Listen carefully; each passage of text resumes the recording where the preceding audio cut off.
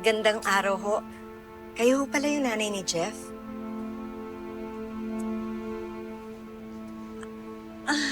Kayo rin yung nanay ng kasintahan ng anak ko. Bakit hindi mo naman sinabi na sasama pala ng kasintahan ni magiging babae ko? Nay, hindi po siya yung magulang ng girlfriend ko. Siya po yung girlfriend ko. Si Rose po.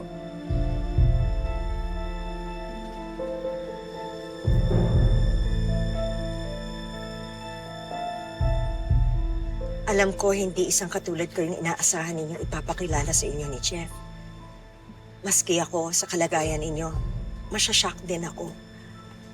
At naiintindihan ko po kung magagalit kayo sa akin kasi kahit sabihin pa hindi tama yung biyuda ako at meron akong mga anak na kasing tanda rin ni Jeff. Hindi ko hawak ang puso ng anak ko. Maaaring ngayon, ikaw na ang humahawak nun. Ang hihilingin ko lang sana, maging totoo at buo ang pagmamahal mo sa anak ko. Bilang ina, sa kabutihan ng nais ko para sa kanya. At higit sa lahat, para sa kasayahan ng anak ko. Kaya, kung sino yung mamahalin niya, tatanggapin ko.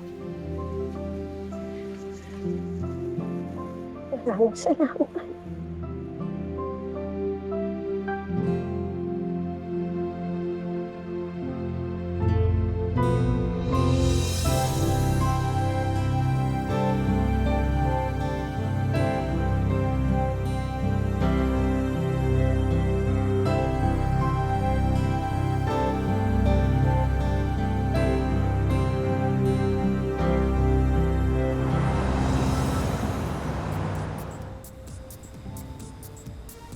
Boss, andiyan ba yung sasakyan niyo? Nandiyan lang yung driver ka. Thank you sa pagpunta ninyo. Sige, babalik ako bukas. Good Ano night. na ako? Mahal. Sino yung lalaking yun? Ba't nakipagbeso ka dun? Regular customer namin yun. Tsaka bumeso lang naman ako. Nakalimutan mo na ba? Floor manager ako dito. Kasama yun sa trabaho ko. Baka boyfriend mo na rin yung lalaki na yun. Baka hindi lang ganun ginagawa mo pag-entertain sa kanya.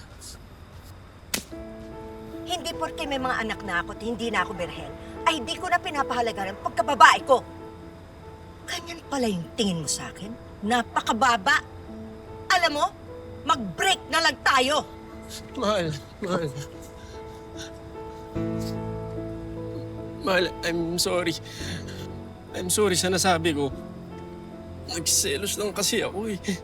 Pakiramdam ko kasi ang liit-liit ko para sa iba. Pakiramdam ko nililihim mo ako, tinatago mo ako.